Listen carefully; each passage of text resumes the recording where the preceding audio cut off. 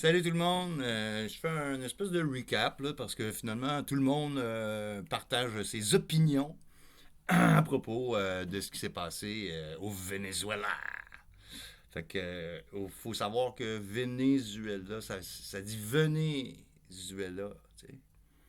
Fait que notre ami Bonhomme Orange, il s'est positionné, hein, il a mis ses porte-avions dans le golfe des Amériques, le Gulf of America. Fait que son opération qu'il fait, en fait, là, c'est première étape. Fait qu'il se saisit du pétrole. Paf, première affaire qu'il fait. On va voir après que ce qu'il a dit, puis souvent ce qu'il dit, il fait. C'est ça qui est un peu épeurant avec ce personnage-là. Fait que, il a dit je vais régler le cas de Maduro, puis il l'a fait. Qu'est-ce qu'il a dit d'autre? Il a dit plein d'affaires, mais vous allez voir que tout ce qu'il a dit, non seulement il l'a dit, puis on l'a pris à la légère, il va tout faire qu'est-ce qu'il a dit. Checkez bien ça, checkez bien ça. Fait en même temps qu'il y a eu une opération qui a duré seulement 3 heures, qu'il n'y a pas eu aucun tir de la part des Vénézuéliens, c'est-à-dire les batteries antiaériennes qui étaient déjà installées à Caracas, n'ont pas tiré ni sur les hélicoptères ni sur les avions qui ont été nolisés. Parce qu'il y a des avions il y a des avions qui sont partis étrangement durant la matinée, là, tu sais. Puis pendant que tout le monde était occupé à regarder ailleurs.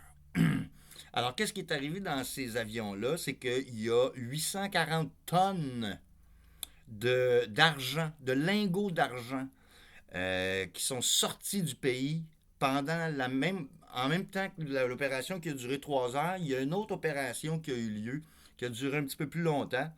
C'était de transporter supposément euh, du matériel d'extraction minière.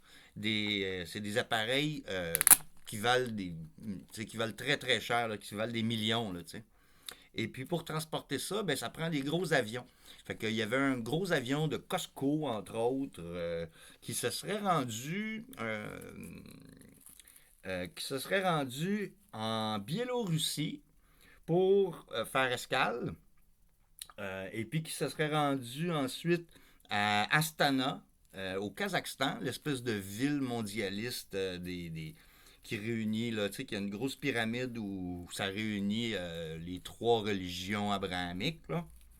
Puis et le bouddhisme aussi, je pense. En tout cas, Ashtana, au Kazakhstan. Donc, et puis, qui aurait fini son périple à Moscou. Pendant ce temps-là, il y a un autre avion qui, lui, a bifurqué pour aller à Panama. Donc, possiblement avec une cargaison d'argent qui intéresse la Chine. Forcément, parce que la Chine, il faut savoir qu'elle n'a pas eu la crise de 29 parce qu'elle n'était pas sur les talons or. Donc, sa monnaie était sur les talons argent. Et puis, la Chine n'a jamais divulgué, même aujourd'hui, la Chine ne divulgue pas la quantité d'argent qu'elle a en réserve. Donc, c'est pour ça qu'elle a dévalué le yuan pendant super longtemps, en faisant croire que sa monnaie valait rien. Et puis là, regarde bien ça, qu'est-ce qui va arriver? La valeur du yuan va monter en flèche. Il y a deux autres de ces avions-là. En fait, je pense qu'il y a 5 avions en tout. Je l'ai partagé sur mon mur de Facebook. Vous pouvez aller le trouver facilement. C'est ça, 5 avions en tout qui ont transporté soit du matériel minier ou des lingots d'argent. Donc, il n'y a plus d'argent matériel. Donc, le peso du Venezuela, il vaut fuck all. T'sais. Et puis là, avec, avec la saisie du pétrole, le dollar américain, il va monter. Fait que la valeur du dollar américain va probablement augmenter. Le pouvoir d'achat va augmenter. Fait que là, le Venezuela va se retrouver à être obligé de dealer en dollars américains. Pendant ce temps-là, la Chine, qui avait un diplomate le jour même de l'enlèvement de M. Maduro, il y avait un diplomate chinois qui était sur place. Donc, qu'est-ce qui s'est passé? Qu'est-ce qui s'est passé? Fait que, est-ce qu'il y a eu trois opérations en même temps ou pas? Parce que Maduro, il avait l'air bien relax. Hein? Quand il s'est fait arrêter, là, il avait pas l'air trop stressé. Comme si, pour lui, bon, tout était prêt, puis il a probablement dit à ses armées utilisez pas les batteries antiaériennes, tirez pas un coup, c'est correct. C'est correct, tout est déjà arrangé. T'sais. Ça ressemble à ça. Ça ressemble beaucoup à ça. Donc, euh, donc ça, c'est pour le Venezuela. Pour les gens aussi qui croient que les Vénézuéliens sont super heureux, ben, en général, ceux qui manifestent leur bonheur et leur contentement, c'est souvent les Vénézuéliens qui sont déjà hors Venezuela, donc qui sont sortis. Eux autres sont contents parce qu'ils vont pouvoir rentrer chez eux. D'ailleurs, c'est l'objectif de Trump, ça va être de toutes les déporter, de toutes les renvoyer au Venezuela. Tandis que les gens qui sont au Venezuela, il y a des gens qui étaient supporters de Chavez. Et puis Chavez aussi, question métaux précieux, puis valeur monétaire fongible. L'or, il avait fait rapatrier l'or. Il avait fait rapatrier un quart de ses réserves.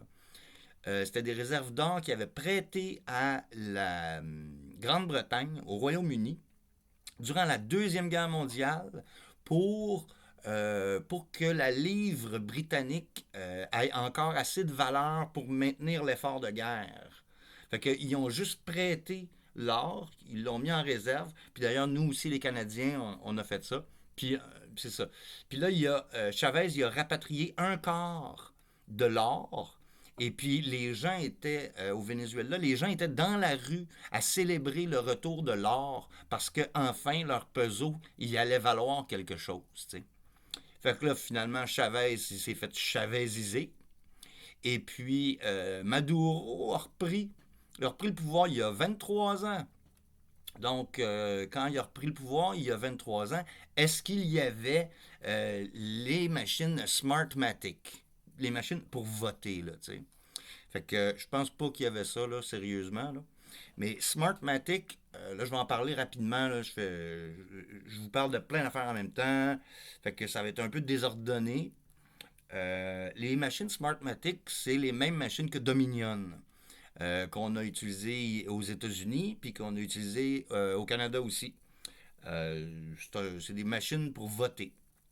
Donc, fort possiblement que Trump, vu que Smartmatic, c'est une compagnie américaine, euh, Trump, je pense qu'il y a l'information comme quoi les élections de 2024 auraient été truquées et que Maduro n'aurait pas la légitimité. Il serait pas légalement président. En fait, ça va tout être une espèce d'enculage de mouche au niveau international. OK, il y a d'autres choses qu'il faut savoir. Euh, Radio-Canada, quand ils ont dit, quand ils ont parlé de l'événement, dans leur capsule, dans leur téléjournal et ci pis ça, ils n'ont jamais mentionné que c'était une violation du droit international. Ils n'en ont pas parlé. Pourtant, le Canada, tel qu'il est, n'a pas reconnu la légitimité de Maduro lors de son élection.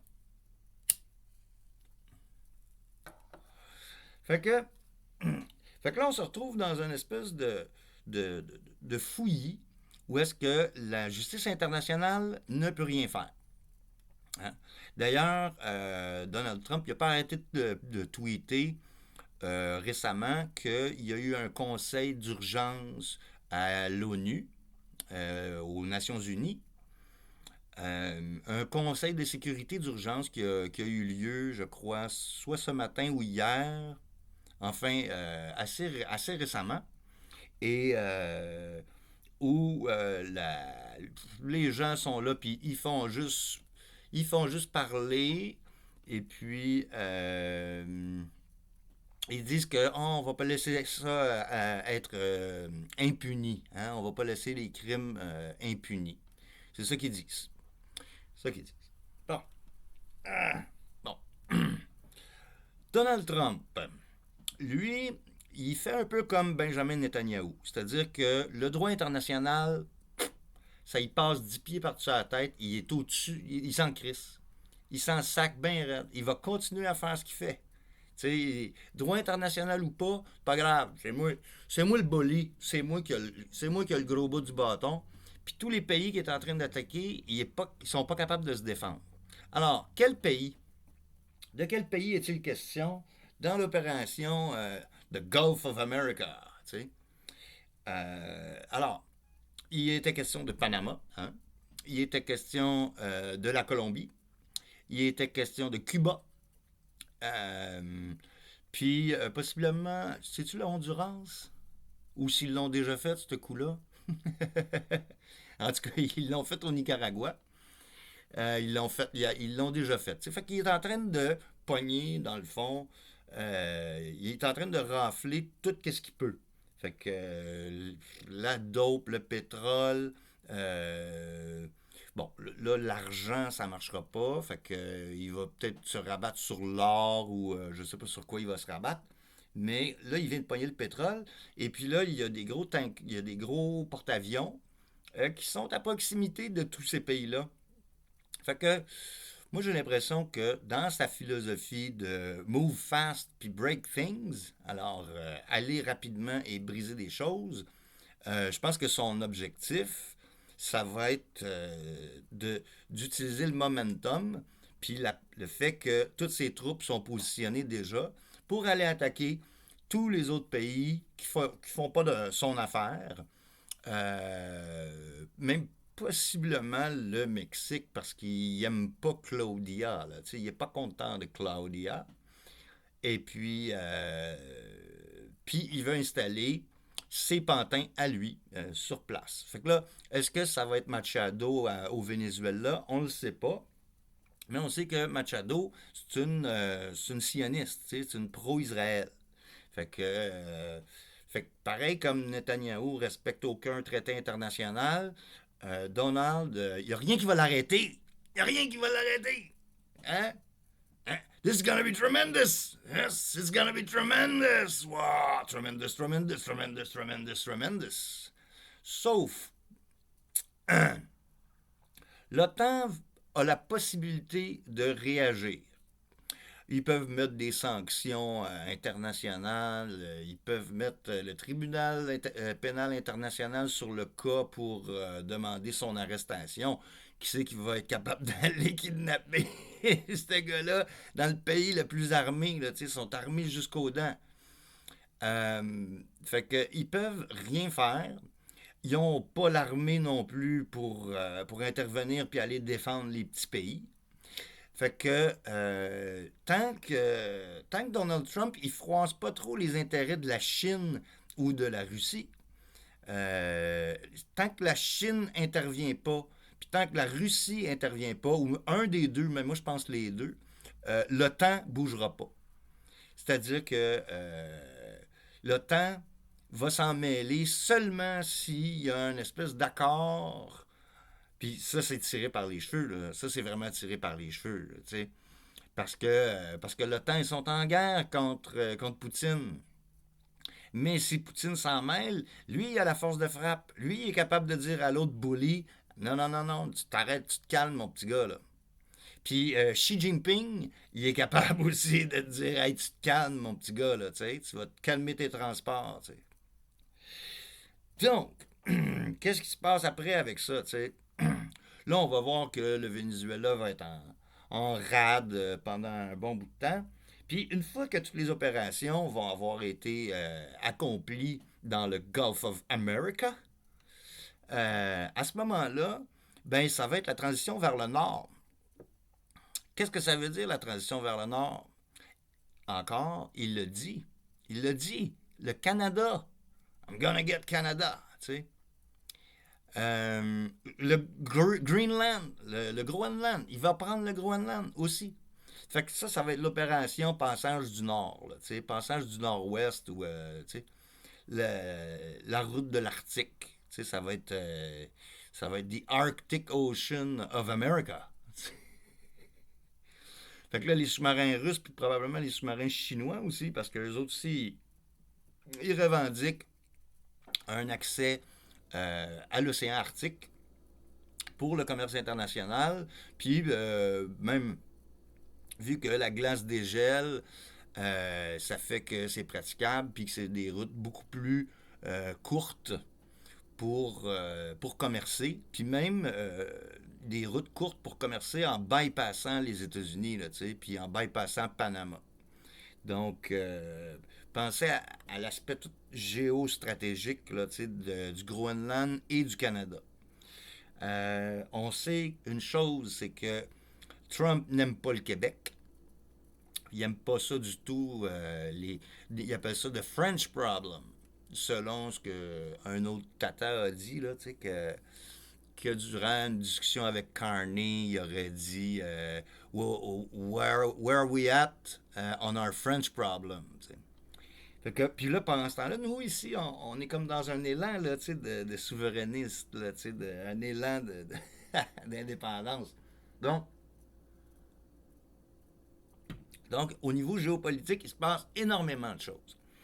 C'est dur de voir comment les choses vont aller. Moi, ce que je vous dis, c'est de vous rappeler que quand Donald Trump il dit qu'il va faire quelque chose, il le fait. OK? Chose qui est très dangereuse. L'autre chose, c'est move fast and break things. Ça veut dire qu'il va le faire rapidement.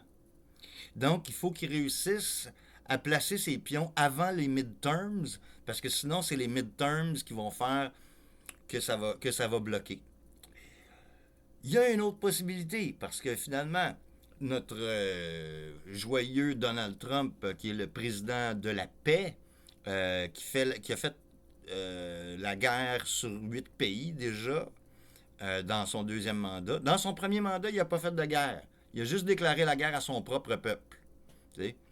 Et puis là, il l'a refait encore durant son deuxième mandat. Puis là, il a attaqué d'autres pays. Il a attaqué l'Iran, il a attaqué le Nigeria. En tout cas, il a attaqué plein de places. Il a bombardé. C'est ça, il interfère, là. Il interfère partout. T'sais, fait qu'il se mêle pas de ses affaires, de un. Il respecte pas l'humanité. Il respecte pas les droits humains. Il respecte pas les traités internationaux ni les accords commerciaux. Fait qu'il est prêt, il va planter un couteau dans le dos à n'importe qui que ça y tente. Lui, là, sa game d'échecs, là, il change les règlements au fur et à mesure de la game. C'est comme là, si j'avançais mon pion, puis là, je te disais, ben là, j'ai décidé que tous mes pions, c'est toutes des reines. Fait que c'est avec ça qu'on est pogné. C'est ça qu'on a comme monstre jaune-orange sur le dos. Fait que pensez-y à ceux qui sont encore là. Ah, Trump, il va faire le ménage, il va défaire toute la corruption. Non, non, non, non. Non, non, non, il va pas défaire la corruption. Il va démolir le peuple. Il va démolir tous les peuples. Tout le monde, ça va être horrible, là, ça va être une espèce de corporatocratie techno-totalitariste, là, c'est ça qu'il veut avec toutes ces espèces d'amis de Peter Thiel, toute sa gang de tech, là, Larry Ellison, c'est tous des sociopathes, là. Peter Thiel, Larry Ellison, toutes les autres, c'est des malades.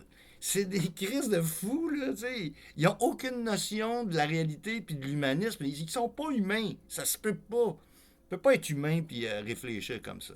Fait que là, Palantir va être partout. On va être dans des états de surveillance partout. Nous autres, déjà, au Canada, on est castrés. On n'a pas d'armée, mais on a une armée de merde. On n'est pas capable de se défendre. On n'a pas d'armes nucléaires. On ne peut rien faire. Le Danemark n'a pas d'armes nucléaires, ils ne peuvent pas se défendre. Le Panama, ils n'ont pas d'armes nucléaires, ils ne peuvent pas se défendre. Cuba ne peut pas se défendre. Il n'y a personne qui peut se défendre. Il n'y a personne qui peut se défendre contre cette petite crise de bully là, tu sais. C'est comme le gros Chris là, qui arrive dans première année, là, puis sur l'heure du midi, là, il te menace, là, tu sais, puis il dit donne-moi ton lunch, donne-moi ton pétrole, donne-moi ta cocaïne. Ce style-là, là, il faut l'arrêter absolument. Ceux qui croient encore que c'est le sauveur, là, tu sais, hey, ça, là, c'est le règne de l'Antéchrist total, là, tu sais. Si vous croyez, là, vous autres, là, vous allez vous rendre compte que c'est Peter Thiel qui est en arrière de ça, puis c'est un obsédé de l'Antéchrist. En tout cas, moi, j'ai fait mes recherches, faites les vôtres, puis abonne-toi, mets un pouce par en l'air, puis retiens ta respiration, puis mets ton autre pouce dans ton trou de cul. Bye bye!